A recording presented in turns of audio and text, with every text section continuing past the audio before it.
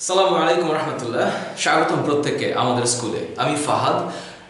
SSC test paper সলভের এই ভিডিওটাতে Faujdarhat cadet college চট্টগ্রামের কেমিস্ট্রির এমসিকিউ প্রশ্নটার সলভ নিয়ে আলাপ করতে চাই।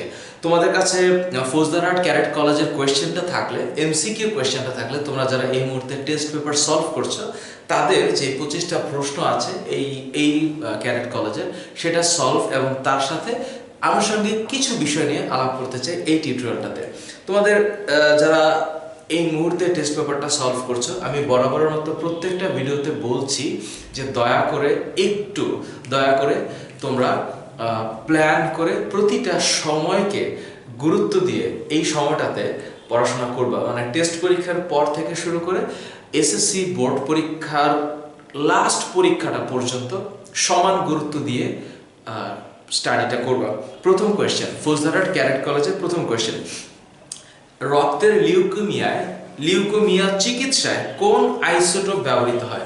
এটা তোমরা খুব ভালো মতো জানো যে পরমাণুর গঠন যে অধ্যায়টা আছে সেখানে তেজস্ক্রিয় আইসোটোপের ব্যবহারের প্যারার মধ্যে সেখানে বলা আছে যে রক্তের লিউকোমিয়ার চিকিৎসা, মানে রক্তের ক্যান্সারের চিকিৎসা 32 ফসফরাস এই আইসোটোপটা ব্যবহার করা হয়। এটা হবে 32 ফসফরাস, এই আইসোটোপটা ব্যবহার করা হয়। এটা হচ্ছে ফার্স্ট কোয়েশ্চেন অ্যান্সার।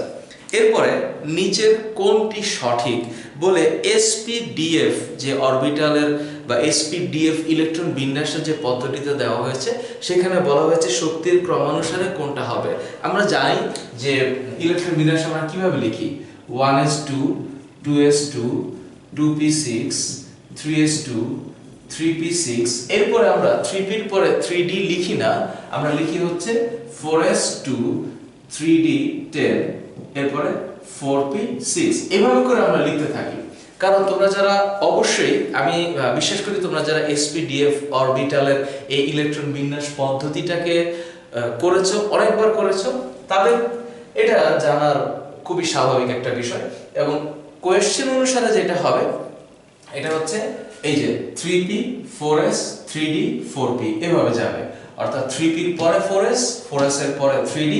এখন এই যে 4s এর পরে কেন হয় 3d, এটা খুবই আলোচিত প্রশ্ন এবং এইটার প্রশ্নের উত্তরে আমি বিভিন্ন বার দিয়েছি।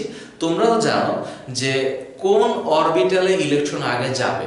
আমরা এটা জানি যে ইলেকট্রন প্রথমে কম শক্তি সম্পন্ন স্তরে প্রবেশ করে, এরপরে উচ্চ শক্তি সম্পন্ন স্তরে গমন করে। সেক্ষেত্রে 3p 4s এবং 3d এর তুলনায় আমরা জানি যে 4s এর শক্তির চেয়ে 3d এর শক্তিটা বেশি হয়। কারণ আমরা জানি যে প্রধান কোয়ান্টাম সংখ্যা এবং সহকারী কোয়ান্টাম সংখ্যার যোগফল অর্থাৎ n প্লাস l, এখানে হচ্ছে 4, এখানে হচ্ছে 5। সো এই ব্যাখ্যাগুলো আমি বিভিন্ন বোর্ড সলিউশনের ক্ষেত্রে এবং অধ্যায়টা যখন আমি ব্যাখ্যা করেছি সেখানেও বলেছি, তোমরাও জানো। সেটা হবে 3p 4s 3d। পরের কোয়েশ্চেন 3 নাম্বার, ধাতুর জন্য। সো ধাতু বলতে আমাদের সামনে যে জিনিসটা আসে, ধাতু বলতে আমরা যে মৌলগুলোকে চিনি, সেক্ষেত্রে বলা হয়েছে সিলভার মানে রূপা, এটা কয়েন ধাতু, এটা সত্য কথা। দ্বিতীয় কোয়েশ্চেন, স্ক্যান্ডিয়াম ট্রানজিশন বা অবস্থান্তর মৌল? না, স্ক্যান্ডিয়াম অবস্থান্তর মৌল না। এই যে না, এটার বলার পেছনে যে রিজনটা সেটা হচ্ছে অবস্থান্তর মৌল বা ট্রানজিশন এলিমেন্ট হচ্ছে সেই সকল মৌল যাদের ওই মৌলগুলো অন্তত এমন একটা আয়ন গঠন করবে যে আয়নের ক্ষেত্রে ডি অরবিটালটা অর্ধপূর্ণ থাকবে। অর্ধপূর্ণ মানে D10 হবে না। কেন হবে না? যেমন একটু করে বলি, স্ক্যান্ডিয়ামের ক্ষেত্রে স্ক্যান্ডিয়ামের তো 21 পর্যায় সারণীর, ক্যালসিয়ামের পরেই তো স্ক্যান্ডিয়াম। তো স্ক্যান্ডিয়ামকে আমরা যখন করি 1s2 2s2 2p6 3s2 3p6 4s2 3d 1 4 10 12 18 20 1। So এটা হচ্ছে স্ক্যান্ডিয়ামের স্বাভাবিক অবস্থায় ইলেকট্রন বিন্যাস। এখন স্ক্যান্ডিয়াম কি আয়ন গঠন করে? স্বাভাবিকভাবে আমরা যদি চিন্তা করি, স্ক্যান্ডিয়াম হচ্ছে Sc3+, অর্থাৎ 3টা ইলেকট্রন সে ছেড়ে দেয়, তখন এটা হয় হচ্ছে 18।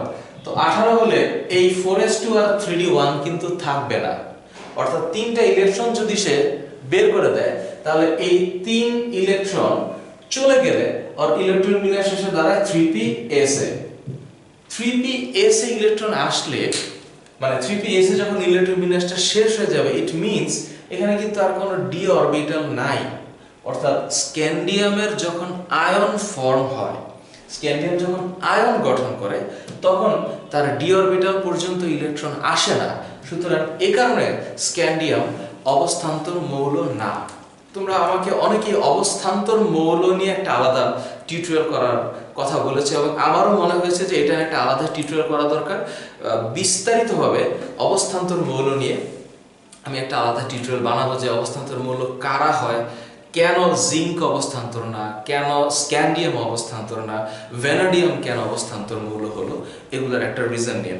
তাহলে 3-এর অ্যান্সার হচ্ছে 1 আর 3 হবে, কারণ অবস্থান্তর মৌল রঙিন ও জটিল যৌগ গঠন করে, এটা একটা সত্য কথা।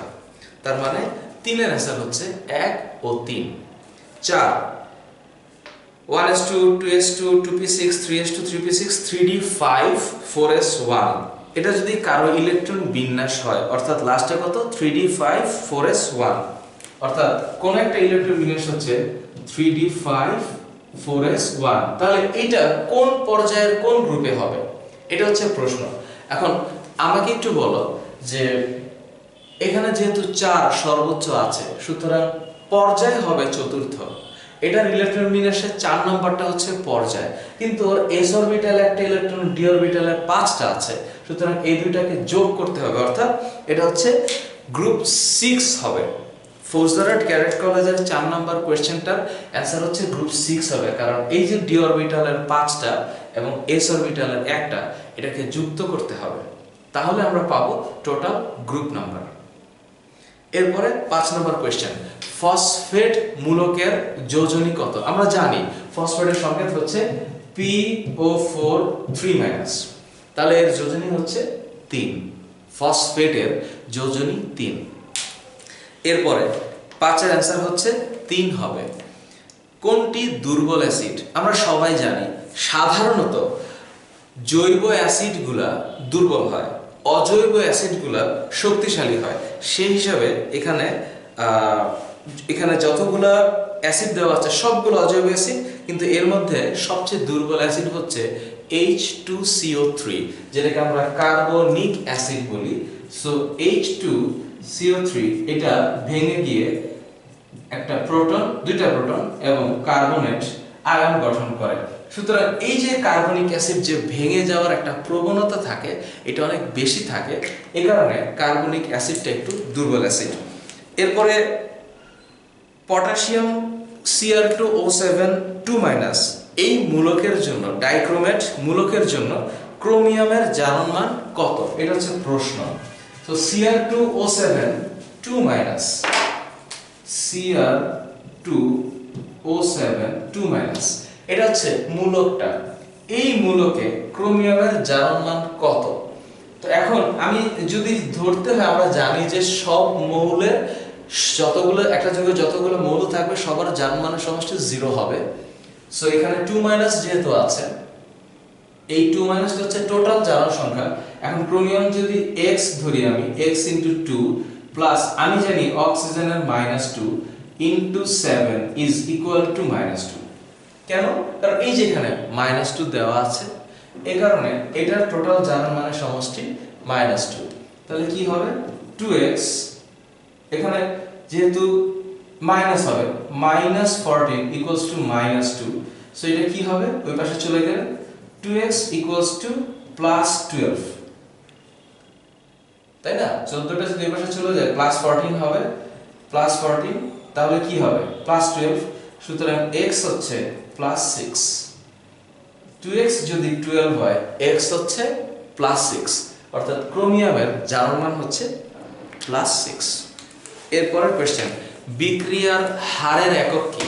বিক্রিয়ার হারের একক হচ্ছে mole per litre per time, because এটা সেকেন্ডেও প্রকাশ করা যায়, মিনিটেও প্রকাশ করা যায়। সুতরাং বিক্রিয়ার হারের একক হবে মোল পার লিটার পার টাইম, অর্থাৎ প্রতি লিটারে কি পরিমাণ পদার্থ বিক্রিয়া অংশগ্রহণ করেছে এবং সেটা কতক্ষণে। এটা যদি পার সেকেন্ড হয় পার মিনিট হয়, দ্যাট ইজ ওকে।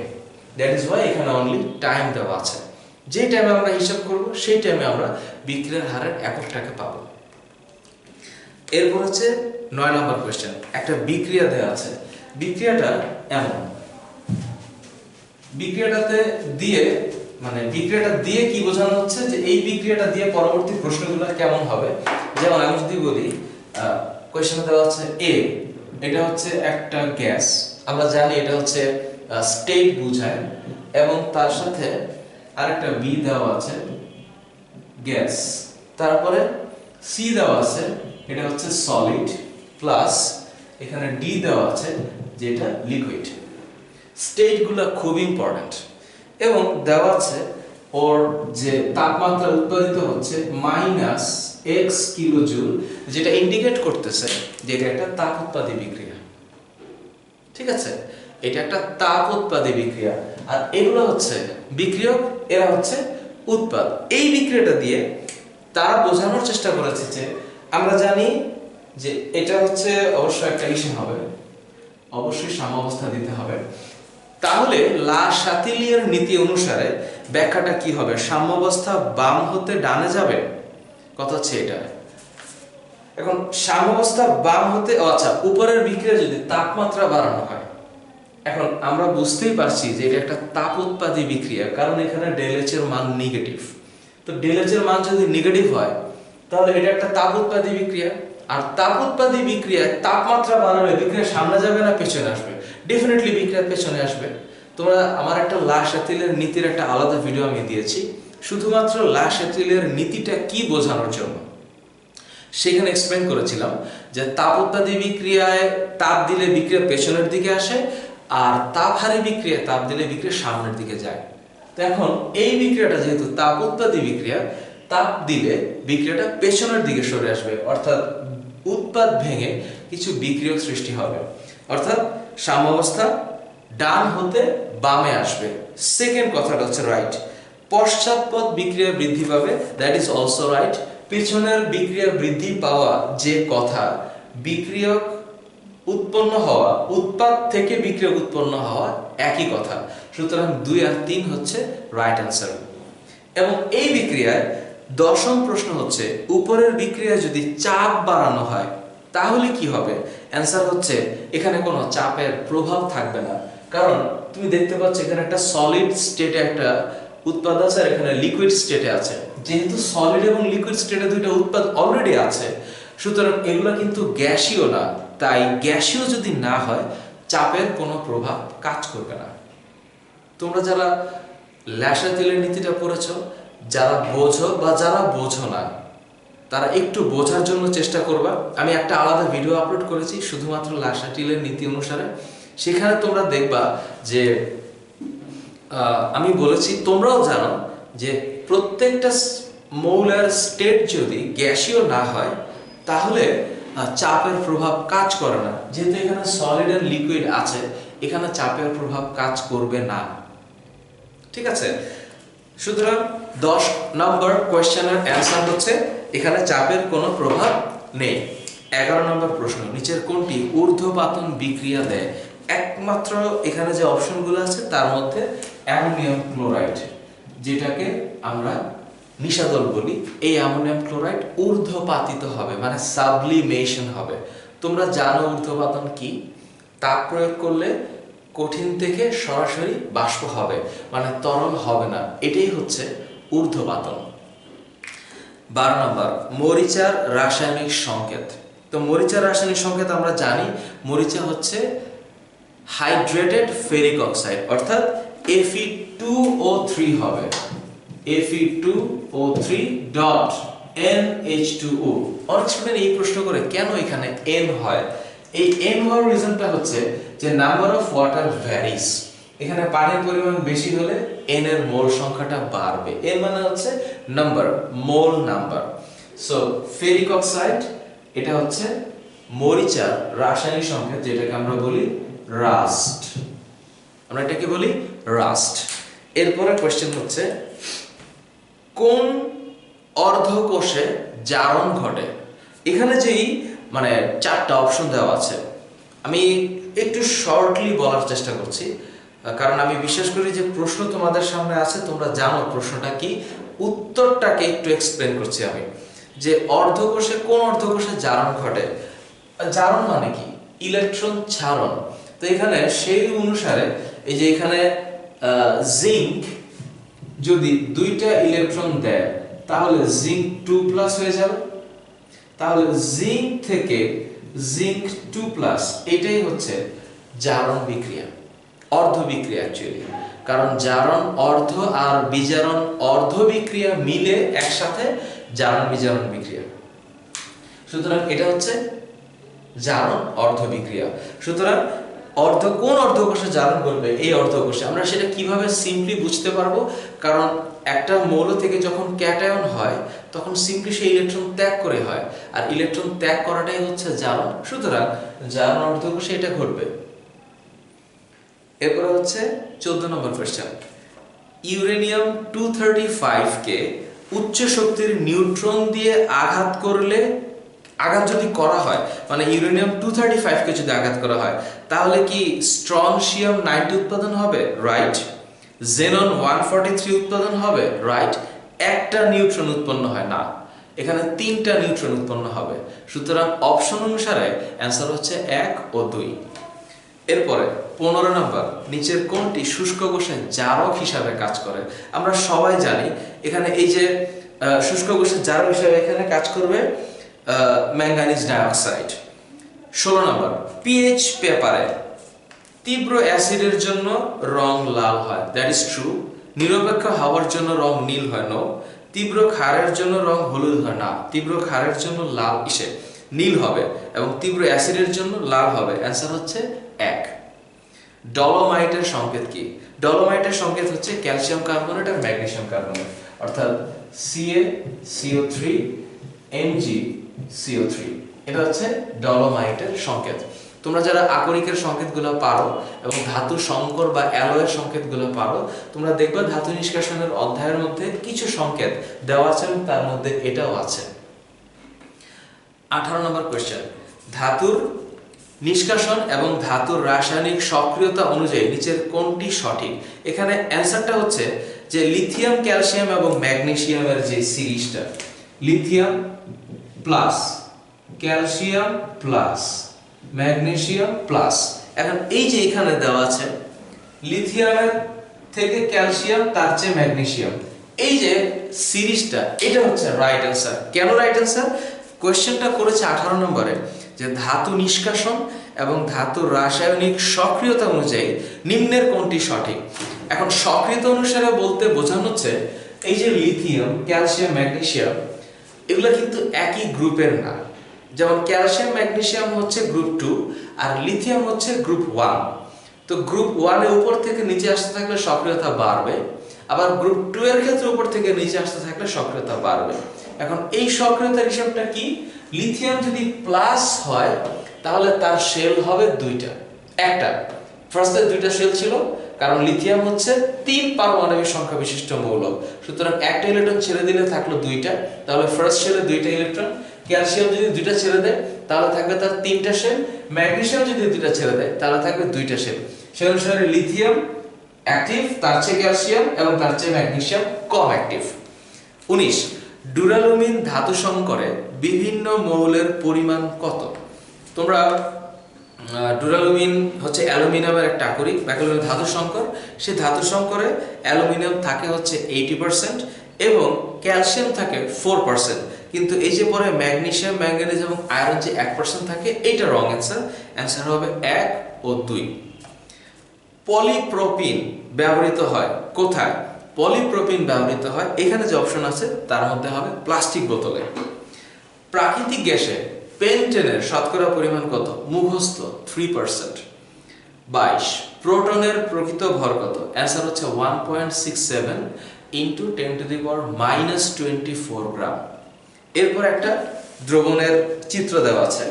এখন এই চিত্রটা দেখে বুঝতে হবে এটা হচ্ছে ষষ্ঠ অধ্যায়ের যে ম্যাথস গুলো আছে তার মধ্যে থেকে একটা।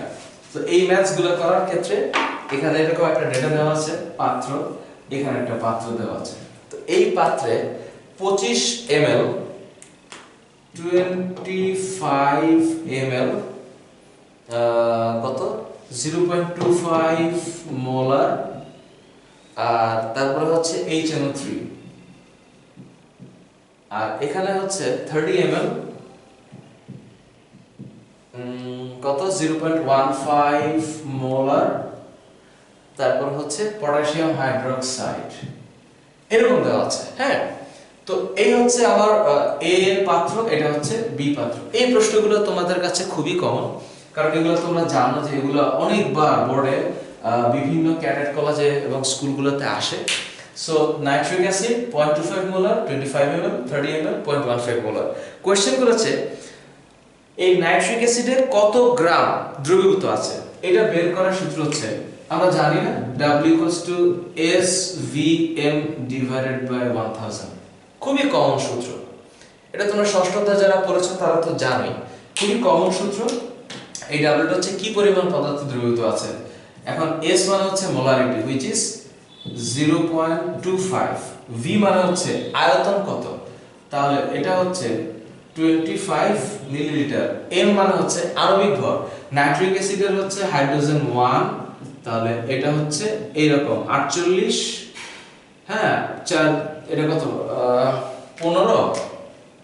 15 আর হচ্ছে হ্যাঁ 63, তাহলে এটা হচ্ছে 63 ডিভাইডেড বাই 1000, তাহলে কত হয়, এখানে হচ্ছে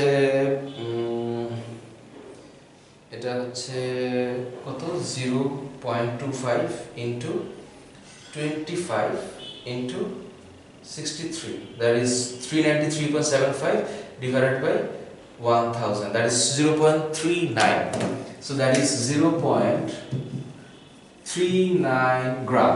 এই পরিমাণ নাইট্রিক অ্যাসিড দ্রবীভূত আছে, yes 0.3937, that is 0.394 গ্রাম দ্রবীভূত আছে। এবং 24 নম্বর প্রশ্ন হচ্ছে, যদি এটাকে মেশানো হয় তাহলে উৎপন্ন লবণের দ্রবণে দর্শক আয়ন রূপে কাজ করবে। আচ্ছা, নাইট্রিক অ্যাসিড এবং পটাশিয়াম হাইড্রোক্সাইডের মধ্যে যেহেতু এটা একটা অ্যাসিড ক্ষারক বিক্রিয়া, অর্থাৎ এটা একটা প্রশমন বিক্রিয়া, সুতরাং এখানে লবণ দ্রবণে দর্শক আয়ন রূপে কাজ করবে, কথাটা রাইট।